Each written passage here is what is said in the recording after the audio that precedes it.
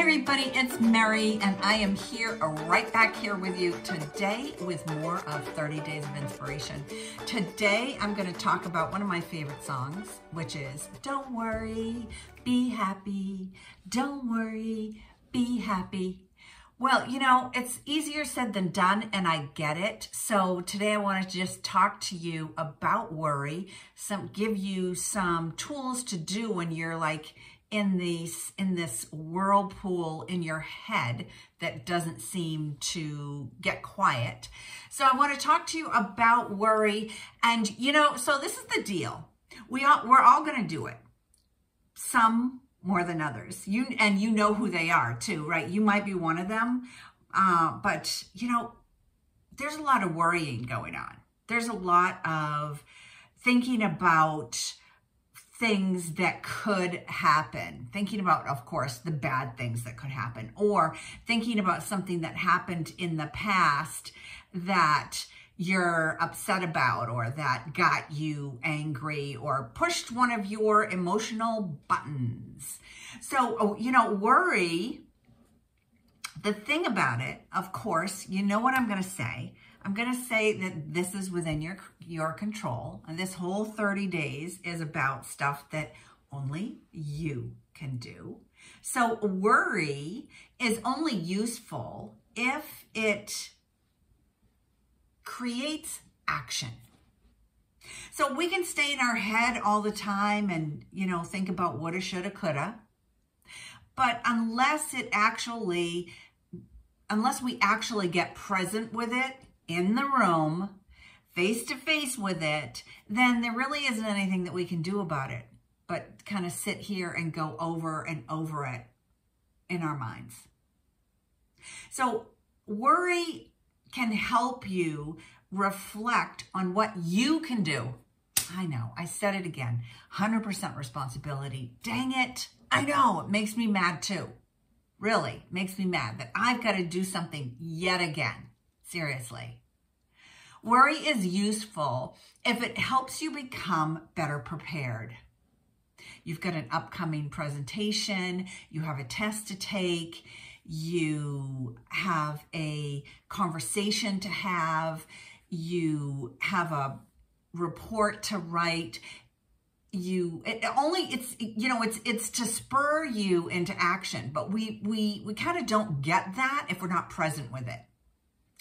Yet again, the pause, breathing, getting present in your life. Oh my gosh. For instance, worry is good when it prepares you for something. For instance, if you're constantly late with your bills.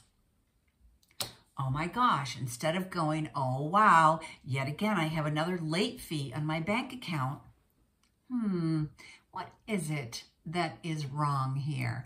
Maybe it's time you set up automatic payments.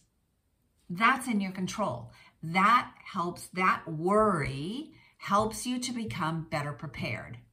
Worry without action does nothing constructive and really ends up causing anxiety, sleepless nights, right? How many times have you lost sleepless nights? Like wake up in the middle of the night and go, oh my God, I shouldn't have said that. Or I shouldn't have done that. That was terrible. Oh my gosh.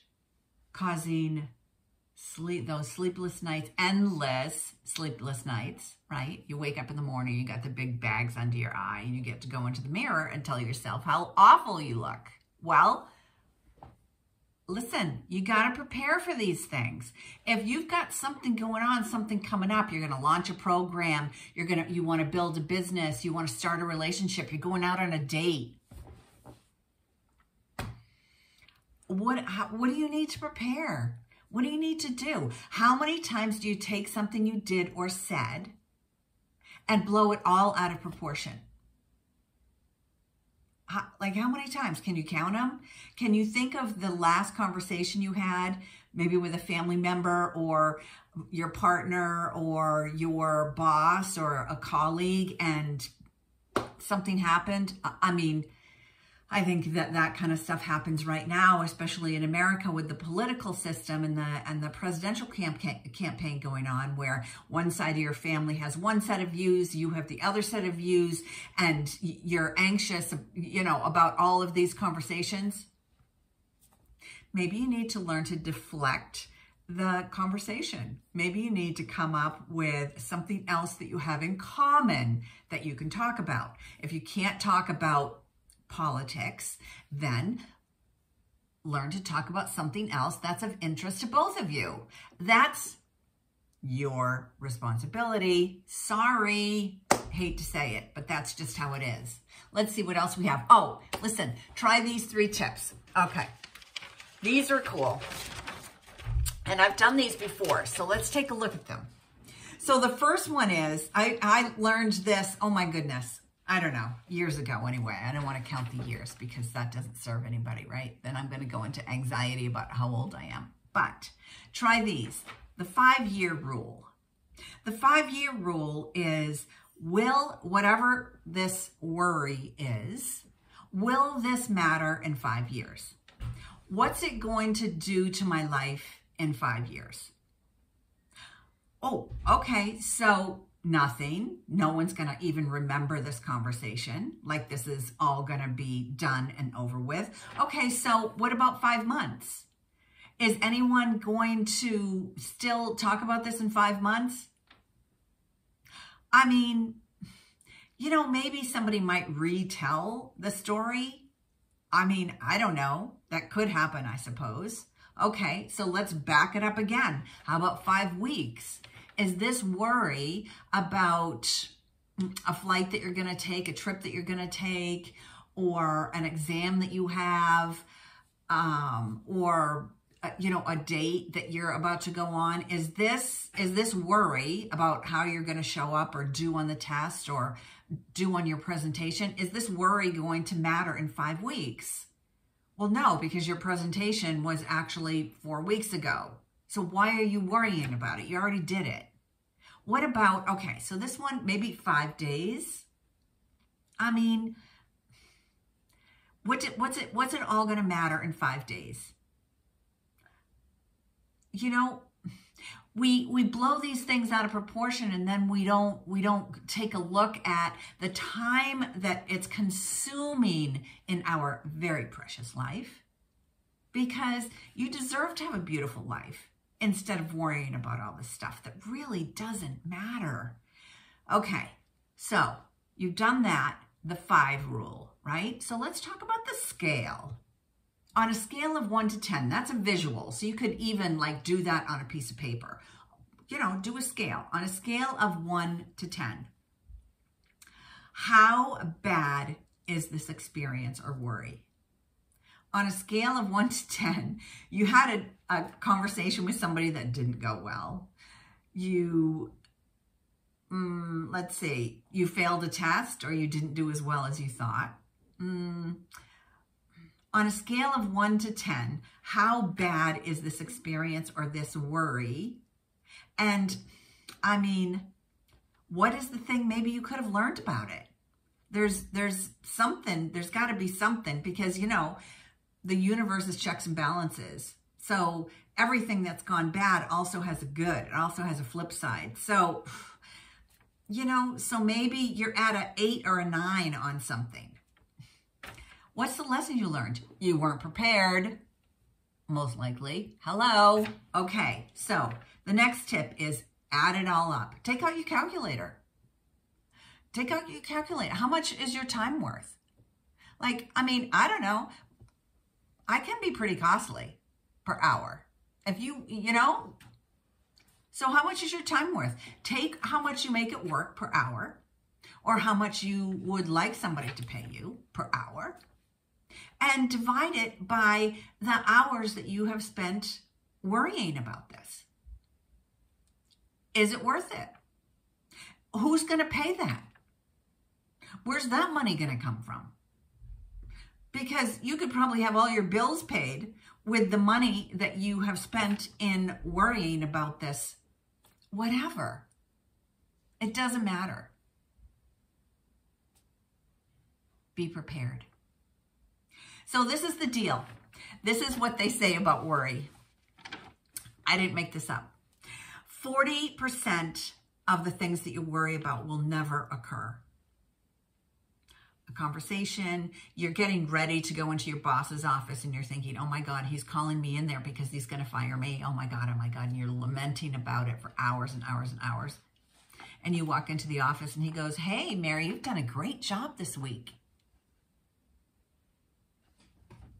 30% of things have happened in the past, which is a lot of times where I find a lot of people spend their time is in the past. 30% of things happened in the past. There isn't anything that you can do about them. Maybe if you had a hurtful conversation with somebody and you said some things that were hurtful and that you didn't really mean because you were emotional in the minute, maybe you need to go and apologize to someone, but it happened in the past. Let the past be the past. 12% of things are possible health problems. Now, okay, so I'm 67. I probably have more conversations about my health than I do a lot of other things than when I was in my 20s. So, maybe it's a little bit more than 12%, but it's possible health problems. Again, what is it that I can do? How can I prepare? What do I need to know? Who do I need to talk to? That is up to me.